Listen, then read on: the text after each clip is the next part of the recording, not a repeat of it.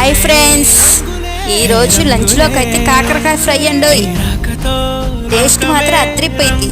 కాకరకాయ ఫ్రై ఎవరికి ఇష్టమో కామెంట్ చేయండి, ఎంతమందికి ఇష్టమో. ఫస్ట్ అయితే కాకరకాయలు అయితే సన్నగా చక్రం లాగా అయితే కట్ చేసుకోవాలి. ఆ బొడుపులు ఉంటాయి కదండి, అది మీ ఇష్టం, తీసుకుంటే తీసుకోవచ్చు, లేకపోతే అలాగే కట్ చేసుకోవచ్చు.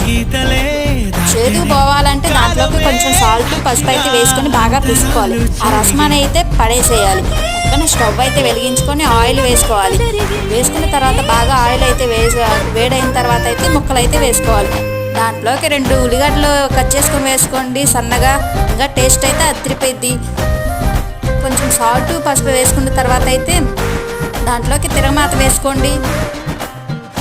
తిరగమాత గింజలు, ఎండుమిర్చి, వెల్లుల్లి, కరివేపాకు అన్నీ వేసుకున్న తర్వాత అప్పటికప్పుడు వెల్లుల్లి కారం అయితే కొట్టుకుంటాం కదండి, అది వేసుకోండి. ఇంకా అదిరిపోయింది. ప్లీజ్ సబ్స్క్రైబ్ అండి. Bye bye.